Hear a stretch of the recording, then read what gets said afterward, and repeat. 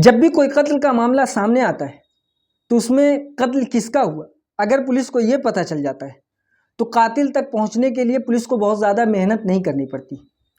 लेकिन अगर यही ना पता चले कि कत्ल किसका हुआ, जिसका कत्ल हुआ उसकी पहचान ना हो, तो फिर कातिल तक पहुंचने में पुलिस को बहुत मेहनत करनी पड़ती है। आज की कहानी में भी कुछ इसी तरह से है। एक कातिल तक पहुंचने के लिए पुलिस वाले कितनी मेहनत करते हैं, कितनी भाग दौड़ करते हैं, लेकिन आखिर में कातिल की खुद की एक चालाकी जो उसे पुलिस के हवाले कर देती है, पुलिस उसे पकड़ लेती है। इस कहानी की शुरुआत पंजाब के जालंधर से होती है। जालंधर में एक जगह है ट्रांसपोर्ट नगर। ट्रांसपोर्ट नगर में एक जगह पर एक बोरी रखी हुई थी। कुछ लोग वहाँ से गुजरते हैं तो उन्हें ये महसूस होता है कि इस बोरी में किसी इंसानी लाश को रखा गया है, क्योंकि उससे कुछ खून के आसार भी नज़र आ रहे थे। फ़ौरन वो पुलिस को कॉल करते हैं। पुलिस आती है। पुलिस उस बोरी को खोल कर चेक करती है तो देखती है कि अंदर एक इंसान की बॉडी है, लेकिन उसका सर गायब है। पुलिस फ़ौरन उस बॉडी को पोस्टमार्टम के लिए भेजती है और क्राइम सीन से जितने भी एविडेंस इकट्ठा करने होते वो सारे एविडेंस को इकट्ठा करने की कोशिश करती, लोगों से पूछताछ करती, लेकिन इसका कोई भी नतीजा पुलिस वालों को नहीं मिलता, क्योंकि कोई भी ऐसा एविडेंस पुलिस को मिलता ही नहीं जिससे कोई अंदाज़ा लगाया जा सके कि ये व्यक्ति कौन है। ना कोई आईडी कार्ड, ना कोई पहचान पत्र इस तरह से कि इसका कोई पता मिल सके, ऐसा कुछ भी नहीं था। लेकिन पूछताछ करने में आसपास के लोगों से ये भी नहीं पता चलता कि इस बोरी को कौन लाकर रख कर गया, और ना तो आसपास कोई सीसीटीवी फुटेज होती है जिससे ये देखा जा सके कि कौन इस बोरी को लाकर रख रहा है और कौन यहाँ से गुजर रहा है। पुलिस तफ्तीश करती रहती है। इसी बीच आसपास से पूछताछ करने के बाद भी जब कुछ नहीं मिलता तो वो पोस्टमार्टम रिपोर्ट का इंतज़ार करती है, ताकि ये पता चल जाए कि इस व्यक्ति की पहले मौत हुई है, उसके बाद इसका गला काटा गया है, या फिर गला काट के इसकी हत्या की गई है। पुलिस पोस्टमार्टम रिपोर्ट का इंतज़ार करती है तो पता ये चलता है कि पहले इसकी मौत हुई, उसके बाद इसके गले को काटा गया और उसके बाद इसकी बॉडी को एक बोरी में रख कर इस जगह पर ट्रांसपोर्ट नगर के इलाके में एक कोने में रख दिया जाता है। अब पुलिस तफ्तीश करने की कोशिश करती है, लेकिन पुलिस को ऐसा कोई भी एविडेंस, ऐसा कुछ भी चीज़ उसको नहीं मिलती जिससे कातिल तक पहुंचाया जा सके। कातिल तक पहुंचने के लिए सबसे पहले उस बॉडी की पहचान कराना ज़रूरी थी। पुलिस वाले उसका हुलिया, वो किस तरह का कपड़ा पहना है, ये सारी चीज़, ये सारी पहचान अलग अलग थानों में बताते हैं, अलग अलग थानों में इसकी खबर पहुंचाते हैं, पोस्टर बनवाते हैं, और पोस्टर बनवाने के बाद ये सारे हुलियों को उसमें लिखते हैं कि इस तरह का व्यक्ति जिसे कोई जानता हो तो हमसे संपर्क करे। लेकिन कोई भी व्यक्ति सामने नहीं आता जो ये दावा कर सके कि वो इस व्यक्ति को जानता हो। अब पुलिस के पास कोई ऑप्शन नहीं नज़र आ रहा था। इसी बीच पुलिस का ध्यान उस बोरी पर जाता है जिस बोरी में इस व्यक्ति की लाश को रखा गया था। जब पुलिस उस बोरी को गौर से देखती है तो देखती कि इस पर कुछ चीज़ें लिखी हुई हैं, और लिखा कुछ इस तरह से था कि पशु आहार करके इस बोरी में सामान रखे गए थे। यानी जो बोरी का टाइटल था वो पशु आहार था, यानी इसमें जानवरों का चारा लाया गया था। और उस पर जो एड्रेस था, उस एड्रेस से पुलिस ने ये फैसला किया कि पुलिस वाले उस जगह पर जाएंगे और वहाँ से ये तफ्तीश करेंगे कि ये बोरी उन्होंने किसे बेची थी। पुलिस की एक टीम जाती है। जिस जगह का ये एड्रेस लिखा था, जालंधर के करीब ही एक जगह थी जहाँ का ये एड्रेस था। पुलिस की एक टीम वहाँ पर पहुँचती है। पुलिस वाले उस डीलर से बात करते हैं। डीलर ये कबूल करता है कि हाँ, ये बोरी उन्हीं के यहाँ की बेची हुई है। अब पुलिस वाले ये पूछते हैं कि आपने किसे बेचा, क्या आप ये बता सकते हैं। डीलर उस बोरी पे जो नंबर था, सीरियल नंबर, उसे देखता है और उसके बाद फिर अपने रजिस्टर से मिलान करता है। मिलान करने के बाद फिर वो बता देता है कि हाँ, मैं अपने फलां मुर्गी फार्म के एक मालिक को बेचा था। जैसे ही इसका पता चलता है, पुलिस की टीम उस मुर्गी के फार्म के मालिक तक पहुंचती है, उससे पूछताछ करती है। वो कहता है कि हाँ, मैंने ये बोरी मंगाई थी और उसके बाद फिर मैंने इसे एक कबाड़ी को बेच दिया था। कबाड़ी जो है वो उन्हीं के इलाके का है। पुलिस वाले उस तक पहुंचते हैं। वहाँ पहुंचने के बाद फिर कबाड़ी से पूछताछ करते हैं। कबाड़ी कहता है कि मैंने दूसरी मुर्गी के फार्म के मालिक को बेच दिया था। दूसरी मुर्गी के मालिक के पास, मुर्गी के फार्म के मालिक के पास पुलिस पहुंचती है, उससे पूछताछ करती है। वो कहता है कि हाँ, ये बोरी मेरे तक तो आई थी, लेकिन मैंने इसे डिस्पोज कर दिया था, यानी कूड़े में फेंक दिया था। अब उसके बाद पुलिस के पास कोई भी ऐसा क्लू नहीं था जिससे ये पता लगाया जा सके कि ये कूड़े के ढेर से फिर ये बोरी गई कहाँ। पुलिस वाले काफ़ी परेशान होते हैं। सारी दिमाग अपना यूज़ कर लेते हैं, सारी तफ्तीश ओवर हो जाती है, लेकिन इस बोरी का कोई पता नहीं चलता, तो कातिल का पता लगाना नहायत ही मुश्किल था। जब यही नहीं पता चलता कि कत्ल किसका हुआ, तो कातिल तक पहुंचना वैसे ही एक पहाड़ नज़र आ रहा था। अब पुलिस वाले इसकी तफ्तीश करते हैं, लेकिन मामला थोड़ा स्लो हो जाता है। धीरे धीरे कुछ वक्त बीतता है, पुलिस की तफ्तीश धीरे धीरे ठंडे बस्ते में जाने लगती है।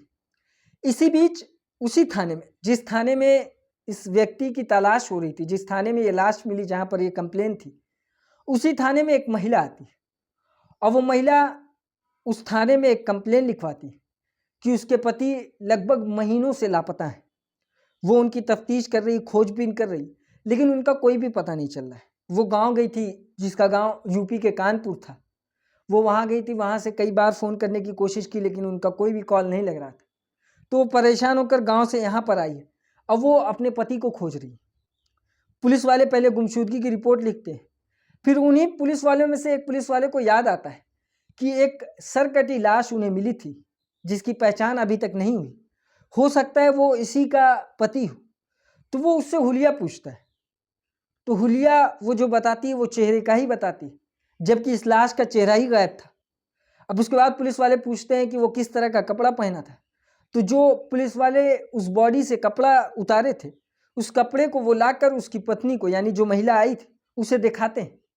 जैसे ही वो महिला उस कपड़े को देखती है, वो फौरन रोना धोना शुरू कर देती है और वो बदहवास हो जाती है। वो कहती है कि हाँ, ये कपड़ा उसी के पति का है।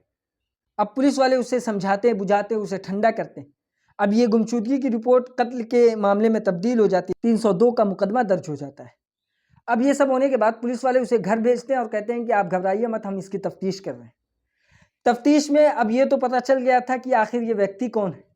अब उस इलाके में पुलिस वाले जाते हैं जहाँ पर ये व्यक्ति रहता था। इसका नाम बाबूलाल था। बाबूलाल जिस जगह पर रहता था, पुलिस की एक टीम वहाँ जाती है, जो दूसरी जगह से, दूसरे प्रदेश से आकर पंजाब के इस जगह पर काम कर रहे थे। बाकी लोगों से पूछताछ करते हैं, उनके साथियों से। तो धीरे धीरे करके पूछताछ में पुलिस को एक जानकारी मिलती है। पुलिस वाले ये पता लगाना चाहते हैं कि किसी की इसके साथ दुश्मनी, कोई पैसे का लेन देन। तो पता ये चलता है ये लोग गरीब काम करने के लिए अपने देश से, अपने प्रदेश से यहाँ पर आते हैं। यूपी से ये लोग काम करने के लिए यहाँ पर आए थे, तो इनका किसी से कोई रंजिश सवाल ही नहीं होता। अब पुलिस वाले तफ्तीश में आगे बढ़ते हैं तो पता ये चलता है कि इसका किसी और के साथ तो कोई मामला नहीं था, किसी और के साथ तो कोई दुश्मनी नहीं थी, लेकिन इसकी पत्नी, बाबूलाल की पत्नी के साथ ही खुद इसका रिश्ता सही नहीं था। आए दिन इनके बीच लड़ाई होती थी, ये एक दूसरे को हमेशा गाली गलौज देते थे। और उसकी वजह जो बताई गई थी, वो वजह ये थी कि इसकी पत्नी का अफेयर इससे पहले किसी और व्यक्ति से है। यानी ये तो पति है, लेकिन इसके अलावा भी एक व्यक्ति और है जिसके साथ उसकी पत्नी का अफेयर है, और इसी को लेकर काफ़ी लड़ाई उनके बीच हुआ करती थी। पुलिस वालों को जैसे ही ये पता चलता है, पुलिस वाले उसे पकड़ते हैं, उसके बाद उससे पूछताछ करते हैं।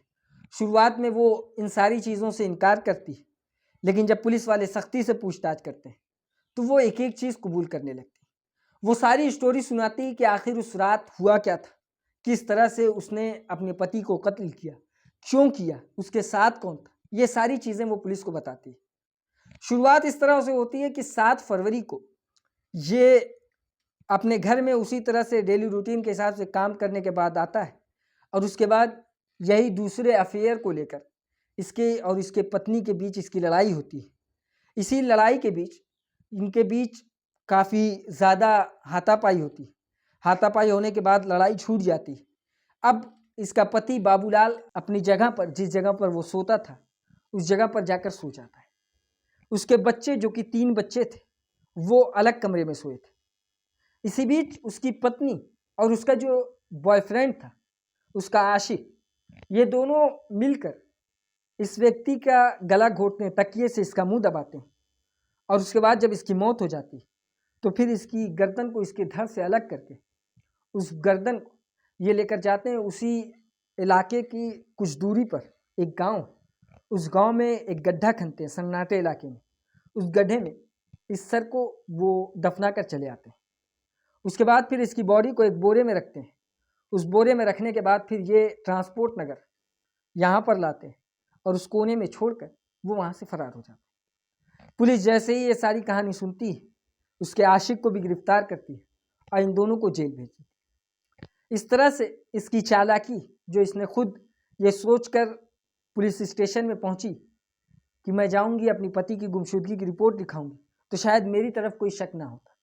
लेकिन अगर वो थाने ना जाती तो शायद इस केस को खुलने में, इस केस के राज को खुलने में अभी और वक्त लगता। ये केस तो खुलता है, केस चाहे 25 साल के बाद, 30 साल के बाद सामने आता कि कातिल कौन है और किसका कत्ल हुआ, ये तो पता चलता है, लेकिन वक्त लगता है।